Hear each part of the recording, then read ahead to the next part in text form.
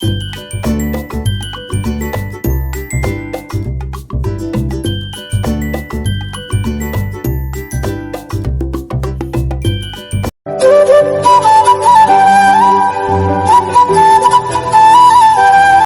नमस्कार सगळ्यांचे स्वामी समर्थ.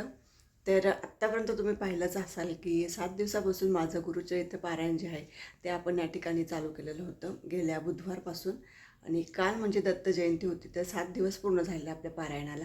पण 7व्या दिवशी उद्यापन न करता 8व्या दिवशी उद्यापन करायचं असतं, असा नियम आहे.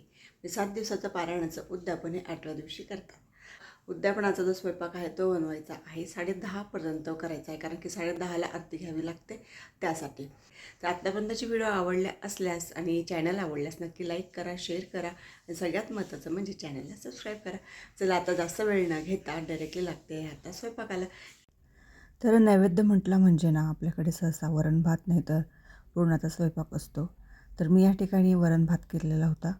तर हे अशा भांड्यांमध्ये ना, एका भांड्यात तांदूळ आणि एका भांड्यामध्ये डाळ जर घेतली ना तर पटकन होतो वरण भात करून एकाच कुकरमध्ये. आणि मी रात्रीच सगळं निवडून ठेवलं होतं, भाज्या असतील ते आणि काय करायचं ते पण विचार करून ठेवला होता.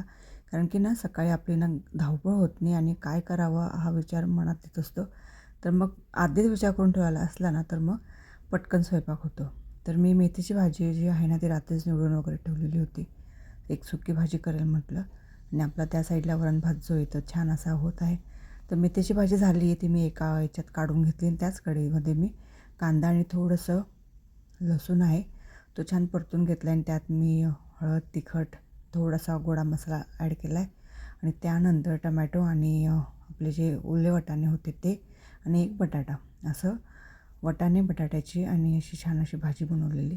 भाजी आपली मी त्या साईडला ठेवून दिलेली आणि नंतर मी एका आपलं जे तडका पॅन असतो किंवा तडक्याची छोटीशी कढई, त्यात मी लसूण, जिरं, मोहरी, हिरवी मिरची जे काही असेल ना ते छानपैकी तडका दिला आणि मी ताक घेतलं होतं आणि त्यात छान असं आपलं डाळीचं पीठ जे असतं ना ते घुसळून घेतलेलं होतं, म्हणजे छान असं मिक्स केलेलं, म्हणजे आपली कढी तयार झालेली होती. तोवर बघितलं तुम्ही इकडच्या साईडला आपलं भात आणि वरण पण झालेलं होतं. आणि त्याच तडक्याच्या कढईमध्ये ना मी अजून पुन्हा फोडणीला तेच पुन्हा टाकलेलं होतं. जिरं, मोहरी असेल, थोडंसं लसूण, हिरवी मिरची, टमॅटो, कोथिंबीर अशी छान अशी फोडणी दिलेली आणि मी ज्या भांड्यात मी डाळ शिजवलेली त्याच भांड्यात मी थोडीशी हळद वगैरे टाकलेली फोडणी जी होती ना आपली ती दिलेली आहे आणि छान अशी उकळी घेऊन घेतली नंतरून, म्हणजे आपली या ठिकाणी वरण पण झालेलं आहे. आणि बस एका साईडला तुम्ही बघत असाल कढी होत आहे, एका साईडला वरण आणि मध्ये जी आहे आपली भाजी शिजत आहे. तर अशा प्रकारे आपला भात ऑलरेडी झालेला होता. आणि त्यानंतर मी इकडे घेतलेलं होतं थोडंसं भज्यांचं पीठ मळून घेतलेलं होतं. भज्यांचं पीठ मळल्या गेल्यानंतर मी घेतल्या होत्या चपात्या करायला, कारण की चपात्यांचं कणिक मला अभिने मळून दिलेलं होतं, थोडंसं कडक होतं. तर चपात्या वगैरे मी या ठिकाणी करून घेत होते लगोलग, कारण की आत्ता बाकी होतं तळण आणि प्रसाद गुळचा काहीतरी करायचं होतं. तर प्रसादाला मला ना अचानक बहिणीचा फोन आलेला, मी हा नैवेद्य तयार करत असतानाच, की बेसनाचे लाडू जे ना ते किती स्वामींना खूप प्रिय आहेत म्हणून, तर तू ते बनवशील का? तर म्हटलं चालेल. तर मग मी लगेच आपलं छान असं गावरानी तूप वगैरे होतं आणि ते घेतलं आणि अगदी वाटीभर मी या ठिकाणी पीठ घेतलं आपलं डाळीचं, ते छान भाजून घेतलं. नंतरून थोडंसं आपलं जे दूध आहे ना ते टाकलं त्यात आणि ते पण छान असं खरपूस असं खमंग भाजून घेतलेलं होतं. आणि पीठ आपलं गार झाल्यावर थोडंसं मी त्यात चवीनुसार टाकली पिठी साखर, छान असं मिक्स करून घेतलेली. पिठी साखर असेल, थोडेसे काजू बदामीचं असं कूट करून घेतलेला आणि तो त्यात ॲड केलेला, छान असं मिक्स करून घेतलेलं होतं मी. आणि खूप छान झाले होते, टेस्टी झाले होते सुद्धा लाडू. आणि खूप छान वाटलं की कमी वेळेतसुद्धा मी एवढं काही पटपट करून घेत होते ते. आणि लाडू बघू शकताय आपले खूप छान असे झालेले आहेत. आणि सगळा स्वयंपाक झाल्यानंतर आत्ता वेळ होती ही नैवेद्याची, तर मी 4 नैवेद्य केलेले होते. आणि मला केळीच्या पानावर खूप भारी वाटली ही आयडिया. आणि मी गावात गेली तर मला केळीचे पानं दिसले, तर म्हटलं नाही, केळीचे पानं घेऊयात आणि त्यावर नैवेद्य देऊयात. तर मी छान असं सगळं आपला जो नैवेद्य आहे की भाजी, पोळी, कढी, वरण भात, भजी आणि पुन्हा आपले बेसनाचे लाडू. तर मी या ठिकाणी भजी ही कांदा भजी केलेली आहे आणि आधी पूजा वगैरे करून घेतलेली. पूजेनंतर मी आरती पण करून घेतलेली होती आणि आरती केल्यानंतर आपण जे आहे नैवेद्य जो आहे मी तो दाखवलेला आहे या ठिकाणी. आणि खूप छान असं वाटत होतं. मी हा एवढा स्वयंपाक सकाळी 9 तर 10:30पर्यंत केलेला, म्हणजे बरोबर 1.5 तासात माझा हा सर्व स्वयंपाक झालेला होता. खूप प्रसन्न पण वाटतं. आणि आत्ता आज मला खरंच करमत नाही आहे की सगळं ते उद्यापन वगैरे झालेलं आणि ते जागा मला सारखं सारखं येता जातं आणि त्या जागेकडेच माझी नजर जाते. आणि कसं होतं ना की तिथे दिवा वगैरे लागायचा, अगरबत्ती सगळं येता जाता आपली नजर जायची. तर आता आज खूप सुनं वाटतं आहे मला आणि कोणाशी बोलण्याचा मूडही नव्हता होत मला सकाळपासून.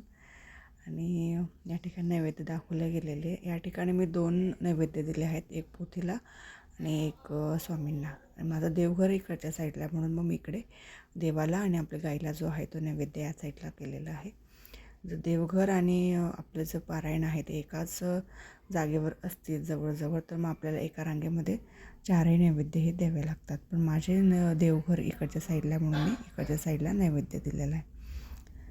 तर आपला आजचा ना छान असा नैवेद्य वगैरे जो आहे ना तो स्वामींना दिला गेला आहे आणि पोथीला पण दिला गेला आहे. आणि खूप घाई झाली, प्रचंड घाई झालेली आहे. ते बाहेर कॅमेरा मी शूट करू शकलेलं नाही आहे. आणि कसं आहे ना की माझा 10:30-11:30पर्यंत झालेला होता स्वयंपाक. आणि किती झालं तरी देवाचं म्हटलं मी थोडंसं वेळ लागतो आणि सगळं व्यवस्थित करावं लागतं त्यासाठी.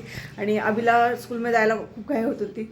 मग पुन्हा तिला जेवणची तयारी, वेण्या, टिफिन त्यातच आणि पुन्हा हे पण आले. मग पुन्हा त्यांचा चहा नाश्ता जे असेल ते केलेलं आणि छान असं झालेलं आहे. आणि आता फक्त माझं जेवण वगैरे बाकी आहे. आणि स्वामींचं आता नैवेद्य खूप छान झालं. पारायण आपलं संपलेलं नाही आहे, म्हणजेच उद्यापन आपलं झालेलं नाही आहे, कारण की अजून आपल्याला जी पोथी आहे ती अजून हलवायची आहे, ते अजून बाकी आहे. मग ते पोथी हलवल्यानंतर आपलं पूर्ण पारायण झालेलं आहे, उद्यापन हे पूर्ण झालेलं आहे. आणि इकडे केळीच्या पाण्यावर आज पहिल्यांदा मी नैवेद्य वगैरे दिलेला देवांना, की मला थोडंसं छान वाटलं ते. आणि केळीच्या पानावर पण जेवण करता हे श्लोकला हे पहिल्यांदा कळलं आहे, कारण की आत्तापर्यंत आम्ही जिथं गेलो असतो तिथं कधी केळीच्या पानावर जेवलेलं नाही आहे किंवा घरी पण असं कधी प्रसंग आलेलाच नाही केळीच्या पानावर जेवणाचा. तर श्लोकला आहे ना 1 मिनिट दाखवते. तर श्लोकला आज केळीचं पानावरचं जेवण पाहूनच भूक लागलेली आहे आणि तो लगेच बसला जेवायला. तर त्याला खूप आश्चर्य वाटत, मम्मी ह्या पानावर खरंच जेवता का गं, खरंच जेवता का गं, मी कधीच जेवलो नाही आहे. तर तो पण आज छान असं जेवायला बसला आहे. खूप छान लागतं का जेवण असाही विचारत होता. छान लागतंय, कसं लागतंय? छान लागतं केळीच्या पानावरचं वरण भात. हो खरंच आहे केळीच्या. आणि खूप स्वादिष्ट असं जेवण लागतं. खिचडी असेल, वरण भात असेल, जे काही असेल ते. मुलांना कसं आहे ना की आपण जे दाखवलं, जे सांगितलं तसे त्यांच्यावर संस्कार होतात किंवा त्यांना तेवढी माहिती होते आपले जे काय आहे ते. तर चला आता मला एक काम आहे, काम म्हणण्यापेक्षा एक आशा वर्कर ताई ज्या होत्या त्या आलेल्या होत्या. आयुष्यमान कार्ड जे आहे ते बनवत आहे मागे साईडला मंदिरात.